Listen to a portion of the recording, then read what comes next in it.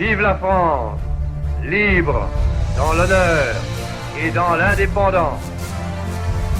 La gamelle, la taille, l'impôt sur les épices, pour cette année, ça fait combien? Ich bin ein Berliner.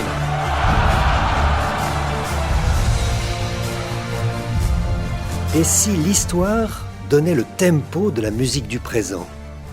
Ouvrez grand vos oreilles, vous êtes dans un podcast d'Histoire de lire. L'histoire, c'est maintenant et c'est avec vous. Vous êtes avec Napoléon le deuxième. Le 22 juin 1815, dans sa deuxième abdication, Napoléon écrit « Ma vie politique est terminée et je proclame mon fils sous le titre de Napoléon II, empereur des Français. Les ministres actuels formeront provisoirement le conseil de gouvernement. L'intérêt que je porte à mon fils m'engage à inviter les chambres à organiser sans délai la régence par une loi. Unissez-vous tous pour le salut public et pour rester une nation indépendante. »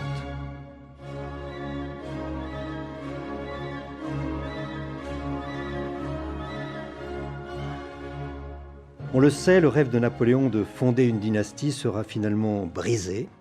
Son fils, roi de Rome, ne régnera pas. Mais le destin tragique de cet enfant n'en fait-il pas un sacrifié de l'histoire? Pour répondre à cette question, nous recevons Laetitia De Witt. Bonjour Laetitia. Bonjour. Alors vous êtes docteur en histoire et auteur de biographies sur la famille impériale.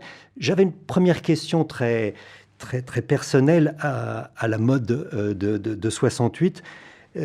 D'où parles-tu, camarade? Je fais allusion à votre prénom. Bien sûr. Alors, j'ai en effet des ascendances Bonaparte, puisque je descends du dernier frère de Napoléon Ier. C'est sans doute pas par hasard si je travaille j'ai travaillé sur le prince Victor et maintenant sur l'Aiglon. Et on me pose régulièrement la question de savoir si ces ascendances jouent dans ma vision du personnage ou pas.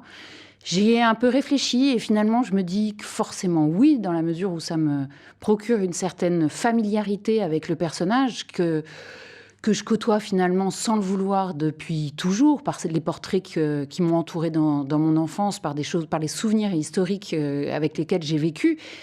Et d'un autre côté, ça m'astreint à une sorte de double distance vis-à-vis du personnage, parce que je veux surtout pas être accusée de complaisance. Donc c'est presque un exercice d'équilibrisme, peut-être plus difficile que si je n'étais pas de la famille. Très bien. Donc vous descendez de Jérôme et vous portez le nom de la maman de Napoléon. Tout à fait. Et il se trouve que je descends du côté de Jérôme par mon père, mais du côté maternel, j'ai une mère corse qui s'appelle Roccassera, qui est un nom corse, et donc Laetitia s'imposait sans doute comme prénom. Très bien. Alors, cette introduction étant faite, arrêtons-nous sur le personnage essentiel de cette histoire. Je veux parler de la mère. J'allais dire, on connaît mieux Joséphine, la première épouse de Napoléon, et donc un peu moins l'impératrice Marie-Louise. Pouvez-vous nous dire comment surgit cette princesse autrichienne dans l'histoire de Napoléon et quelle était sa personnalité? Alors Marie-Louise, en effet, n'a pas été très appréciée finalement des Français. Je dirais qu'ils la connaîtront peu puisqu'elle arrive en 1810. Elle épouse Napoléon en mars 1810 et l'Empire s'écroule en 1814. Donc elle passera 4 ans à Paris. Elle est jeune lorsqu'elle arrive à Paris. Elle a 18 ans. Napoléon, lui, ils ont 20 ans d'écart quasiment. Donc il y a un espèce de décalage et elle aura du mal à s'imposer. Et surtout, j'allais dire très important, il pèse sur ses épaules le souvenir de Marie-Antoinette. Elle est la propre nièce de Marie-Antoinette, donc les Français n'ont pas forcément un bon souvenir avec elle. Elle va épouser, donc elle épouse Napoléon en mars. Et je dirais que les deux époux qui étaient inquiets l'un sur l'autre, il faut bien se dire que pour la jeune Marie-Louise, épouser Napoléon, empereur des Français, c'était épouser un personnage affreux.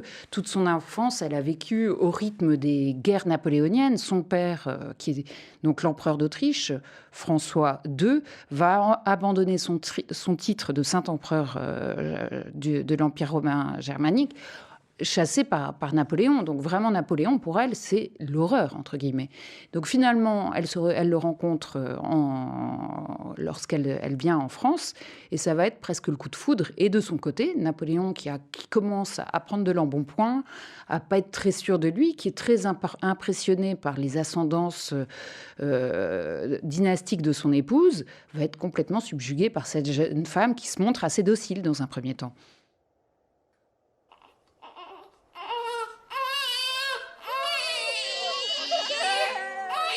C'est la naissance donc de Napoléon François Charles Joseph Bonaparte, donc le 20 mars 1811.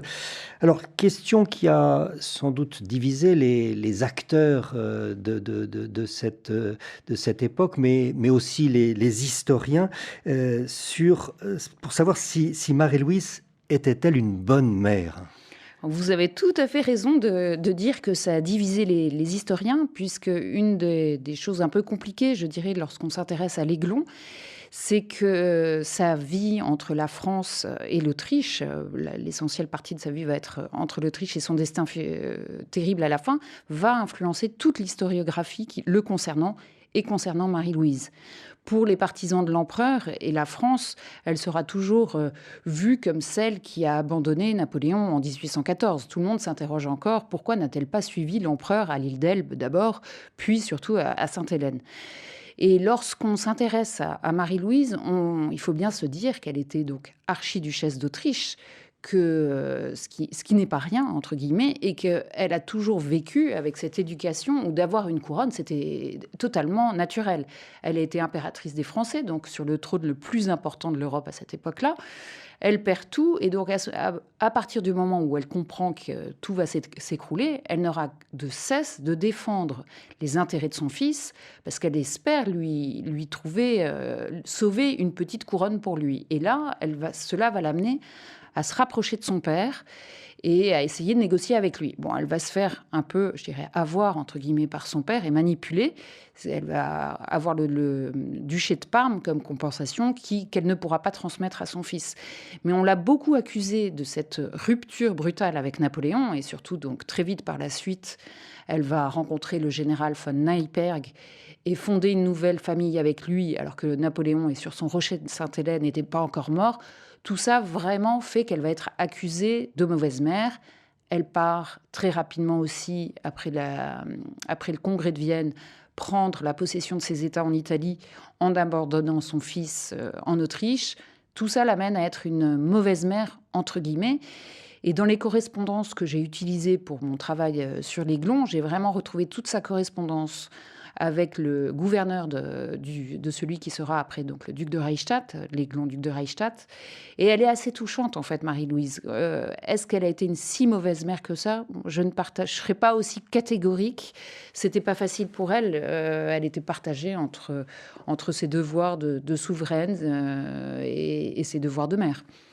Et puis, il faut remettre ça aussi dans le contexte de l'époque. Dans la haute aristocratie, on ne s'occupait pas au quotidien, chaque minute de son enfant. Oui, et ça, les premières années d'ailleurs, les 3 premières années de l'Empire, il y a une espèce de rivalité qui s'installe entre elle et la gouvernante, qui est la comtesse de Montesquieu, une femme de la haute aristocratie qui a été nommée gouvernante.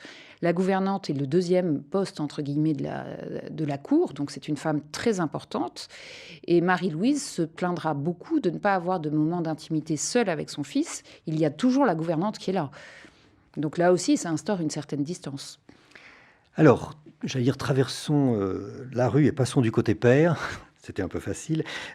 Napoléon, donc, qui avait des doutes sur sa capacité à engendrer, et n'a-t-il pas été obsédé justement par cette question de donner une descendance pour asseoir sa dynastie ? Bien sûr, vous avez tout à fait raison. Ça a été même, je dirais, le principal but, hein, à partir du moment où il était sur le trône, où il a établi l'Empire en 1804. Il va vouloir ancrer son œuvre dans le temps. Et pour lui, ça passe par une transmission héréditaire et donc une dynastie. Il a la joie d'épouser Marie-Louise, donc tout semble se passer à merveille, d'avoir un fils. Et donc, à partir de là, il va vraiment chercher à instaurer un réflexe dynastique envers son fils et d'attirer l'attention sur lui. On parlait de Marie-Louise à l'instant, maintenant il y a Napoléon père, et là c'est une facette qu'on découvre qui est assez amusante. Il est très affectueux avec son fils, il adore partager des moments avec lui. Tous les grands artistes vont le représenter, donnant à manger à son fils. Et les mémorialistes vont retranscrire mille anecdotes où il laisse son fils jouer dans son bureau avec des soldats de plomb. Tout ça est vrai. Napoléon avait aimé beaucoup les enfants, mais il faut voir aussi que Napoléon, qui était, comme vous le savez, un excellent communicateur, utilise cette bonne image de père de famille, de bon père de famille, à un moment où il doit très vite lever à nouveau des hommes pour partir en Russie. Et donc, se faire passer pour un bon père de famille, ça fait un peu oublier les nouvelles levées d'hommes. Et d'ailleurs, c'est une chose qui est assez originale dans le cas de Napoléon, c'est qu'il a voulu vraiment mettre en scène cette intimité familiale, et c'est un des seuls monarques qu'on voit comme ça, avec les grands tableaux officiels, où on le représente aux côtés d'un bébé et d'un enfant. Alors, on a compris, donc après les Mérovingiens, les Carolingiens et les Capétiens, donc la dynastie des Bonaparte existe, peut se mettre en place. Autre question, c'est de savoir si justement Napoléon n'est pas devenu, mais vous soulevez déjà un peu le sujet, n'est-il pas devenu un autre homme en devenant père ? Bien sûr, ses préoccupations changent certainement, et surtout là où Napoléon, nous sommes en pleine année du bicentenaire de sa mort, il y a eu beaucoup de polémiques à savoir si il fallait le célébrer, pas le célébrer. Et la conclusion est qu'en tout cas, ça reste un personnage majeur de l'histoire qui fascine, ou qu'on l'aime ou qu'on ne l'aime pas. Et je dirais que dans les choses où il continue à fasciner, c'est son côté terriblement humain, et même parfois certaines de ses failles. Et je suis étonnée, moi, quand je m'intéresse à toute cette histoire de Napoléon père, c'est de voir à quel point, par certains côtés, il a été naïf, puisqu'à partir du moment où il a épousé Marie-Louise, la fille de l'empereur d'Autriche, il a cru faire partie de cette Europe monarchique, enfin être sur le même pied d'égalité qu'un François Ier. Il était sûr que son beau-père allait le considérer à son égal et n'allait jamais lui déclarer la guerre. Et là, je dirais que c'est sans doute une de ses graves erreurs, puisque ça n'a rien empêché. L'empereur d'Autriche n'aura aucun état d'âme à déclarer la guerre à son fils et à changer de camp très peu de temps après le mariage.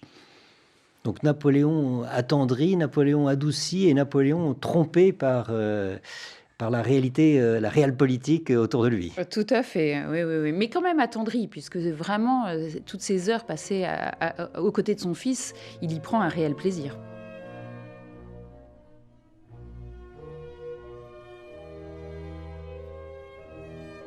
Alors, on a les deux parents. Il nous manque dans le tableau, effectivement, maintenant, ce petit Napoléon. Donc, penchons-nous sur ce berceau. Pouvez-vous nous parler de cette enfance impériale, j'allais dire heureuse, jusqu'à l'âge de 3 ans? Plus qu'heureuse, tout à fait. Il est le centre de toutes les attentions. Et je dirais que vraiment, tout se présente pour le mieux, sauf sa naissance. Il naît donc le 20 mars 1811. La naissance est très délicate. Marie-Louise éprouve des douleurs effroyables. À un moment, elle est convaincue d'ailleurs qu'on va vouloir la sacrifier au profit de cet enfant. Et quand, au moment de l'accouchement, l'enfant est même abandonné quelques minutes sur le sol. C'est le médecin de l'empereur qui va le prendre et tout de suite, l'enfant va pousser son premier cri. Et à partir de là, je dirais que tout s'annonce au mieux. Déjà, c'est un très bel enfant. Quand on voit les portraits du petit roi de Rome, qui est représenté 15 jours après sa naissance, il a ses grands yeux bleus de sa mère et un teint clair. Et il va être très vite, l'éducation qui va être mise en place à son profit est très ingénieuse. Le choix de la gouvernante, donc de la comtesse de Montesquiou, s'avère un excellent choix. C'est une femme qui a élevé elle-même 5 garçons, qui se passionne pour les questions d'éducation.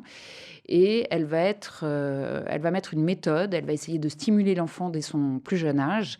Et donc c'est un enfant très vif, un peu espiègle, qui va très tôt avoir conscience de son rôle de représentation et qui va s'en amuser. qui aimera bien se promener au milieu du peuple français, faire des coucous à tout le monde. Très tôt, on a l'impression qu'il apprend son rôle. Et donc, d'un point de vue du caractère, un enfant facile, espiègle, on a écrit beaucoup de choses sur... Alors c'est un peu difficile parce que là aussi, les documents que nous avons à notre disposition, c'est écrit par des proches de l'empereur et souvent après l'Empire, donc de parti pris. On nous le présente comme un enfant adorable, toutefois extrêmement coléreux et très gâté, mais qui présentait sans doute de vives qualités de vivacité. Alors, je voudrais parler d'un coup de théâtre, cette tentative de renversement du pouvoir, l'affaire Mallet, donc en pleine campagne de Russie. Est-ce qu'on ne peut pas voir là déjà un présage quant à l'avenir de la dynastie et sa chute finale? Vous avez tout à fait raison, ça a beaucoup, beaucoup affecté Napoléon. Napoléon est donc à Moscou lorsqu'il l'apprend, en pleine campagne de Russie qui ne se passe pas comme il voudrait. Et là, cette annonce, donc je rappelle vaguement les événements. Nous sommes à Paris en octobre 1812. L'empereur donc est parti en Russie. Et dans la nuit du 23 au 24 octobre, tout d'un coup, il y a un général, qui est le général Mallet, qui passe un peu pour un exalté, qui réussit à s'échapper de la maison de santé dans laquelle il était retenu et qui rejoint 3 camarades. Et ils arrivent en quelques heures à faire vaciller le pouvoir impérial. Ils se présentent à la préfecture de police de Paris. Ils disent qu'ils annoncent la mort de l'empereur. Et là, tout le monde accepte cette mort et personne n'a l'idée de proclamer, comme l'usage le voudrait, l'empereur est mort, vive l'empereur, donc son fils. Et donc, finalement, ça dégénère puisqu'il y a le général Hulin qui va demander va demander au général Mallet des preuves de ce qu'il avance, quelles sont les preuves de la mort de l'empereur. Et là, il y a un coup de feu qui va être tiré. Tout ça va être neutralisé en relativement peu de temps. Mais quand même, pendant quelques heures, les plus hauts personnages de l'État, le ministre de l'Intérieur, personne n'a pensé à Napoléon II. Donc là, Napoléon va en être profondément affecté, va se dire que toute son œuvre de consolidation de son pouvoir n'a pas prise, et il va essayer de chercher pendant le reste de l'Empire à attirer l'attention autour de son fils. Il prévoit il voudrait organiser une sorte de cérémonie de sacre de son fils, mais il ne va pas avoir le temps de le faire. Et là, à partir de ce moment-là, le petit roi de Rome, qui a alors un peu plus d'1 an, va vraiment être mis en scène. On l'amène se promener, on lui fait faire des uniformes à sa taille, on l'exhibe beaucoup plus qu'avant pour essayer d'instaurer un réflexe dynastique en sa faveur. Malheureusement, on connaît la suite. Napoléon part en 1814 et n'aura pas le temps d'inscrire son fils dans la mémoire, dans le cœur des Français, quelque part. Oui, donc on comprend bien qu'il y a un peu un avant et un après cette affaire Mallet sur le retour de la campagne de Russie. L'empereur s'écrie à ses collaborateurs: « Vous me croyez mort, dites-vous, je n'ai rien à dire à cela. Mais le roi de Rome, vos serments, votre doctrine, vous me faites frémir pour l'avenir. » Voilà, et Frochot, un de ses collaborateurs, d'ajouter tout bas: « Ce diable de roi de Rome, on n'y pense jamais. » Tout est dit, tout est là. Tout est dit, tout est là. Il faut bien voir aussi quand même sur ces années françaises du roi de Rome, qui durent donc 3 ans, Napoléon passe 1 an et demi en campagne. Donc ils se voient peu. Et donc vraiment les instants qu'ils ont ensemble, Napoléon va essayer d'en profiter pleinement. Mais tout ça va vite, je dirais.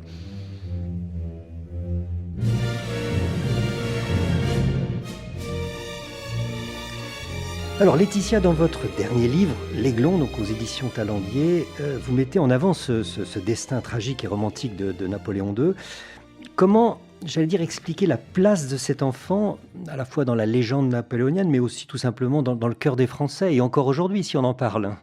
Oui, alors c'est un personnage qui a été très important. Là, on se concentre sur ces années françaises. Je consacre une partie de mon ouvrage, bien sûr, aussi aux années autrichiennes. Et c'est intéressant de voir l'éducation qui lui a été donnée par l'Autriche et tout ça, puisque très vite, il y a une légende qui s'instaure autour du personnage, qui va se renforcer avec la mort de Napoléon en 1821, parce que donc Napoléon meurt seul sur son rocher à Sainte-Hélène, et va très vite naître en France, auprès des nostalgiques de l'Empire, cette idée que son fils est lui aussi retenu prisonnier par l'Autriche. Donc peu à peu, la vie du fils vient nourrir le mythe du père. Et sa mort, il meurt en 1832 à l'âge de 21 ans, de tuberculose. Cette mort prématurée va faire que renforcer la légende du père. Et lui-même, on est en pleine période romantique, ce jeune prince pâle va absolument fasciner les auteurs romantiques, à commencer par Victor Hugo, qui lui consacre un poème dès 1832, et donc dans les chants du crépuscule, ça sera l'Aiglon, c'est lui qui lui donne ce titre posthume d'Aiglon, qui sera repris par la suite par Edmond Rostand en 1900, dans sa pièce éponyme. Et vraiment, la figure de l'Aiglon est très présente et c'est un personnage qui fascine les Français, je dirais, jusqu'à la Seconde Guerre mondiale. Son mythe est comme si, en effet, les rapports de la France, entre la France et l'Allemagne, étaient influencés par... Enfin, c'était lié à nos rapports avec, je dirais que, lorsque la France a des relations apaisées avec l'Allemagne, on pense moins à l'Aiglon.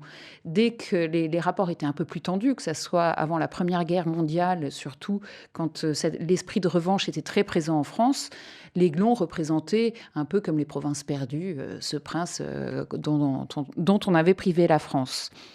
Et il y a, je dirais, un triste épisode qui clôture un peu sa légende, c'est l'épisode du retour de ses cendres en France. Nous sommes en 1940, 100 ans après le retour des cendres de Napoléon Ier. En pleine collaboration, la France a été vaincue et là, Hitler va avoir idée. Certains diront pour amadouer les Français, c'était surtout parce que Hitler, tout simplement, était fasciné par la figure de Napoléon Ier et avait envie de reconstituer cette espèce d'empire. Mais Hitler va donc décider de ramener les cendres de Napoléon II en France. Ça va être fait dans des conditions sinistrissimes. C'est donc un 15 décembre, en plein milieu de la nuit, il fait un froid glacial. Et cette cérémonie ne va pas du tout prendre, entre guillemets. Les Français ne vont pas se laisser attendrir par ce retour des cendres. Et donc, il revient, je dirais, dans de tristes conditions en France.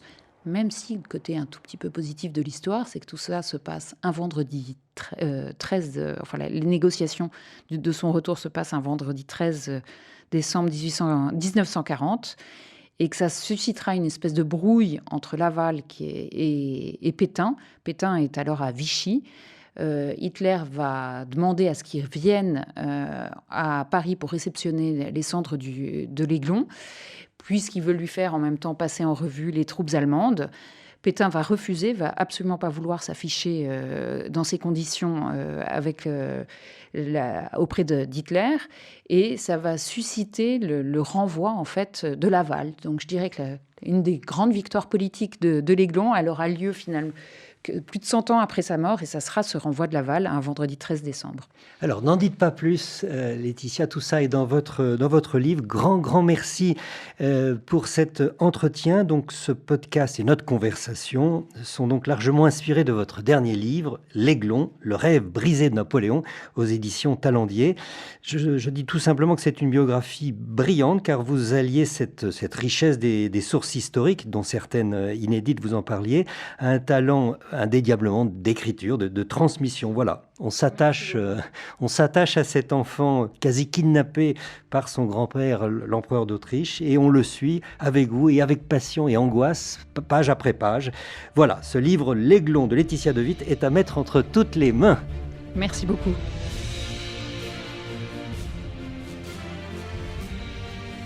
Vous avez aimé cette rencontre et vous voulez mieux découvrir l'histoire napoléonienne ? la Fondation Napoléon, partenaire de ce podcast, vous donne rendez-vous sur son site napoléon.org. Vous étiez dans un podcast Histoire de lire. Votre obligé, Vianney Malin au micro, remercie Lucas Parino et Alexandre Méron au son et toute l'équipe d'Artea Communication à la diffusion et promotion. L'histoire continue et c'est avec vous la suite au prochain épisode.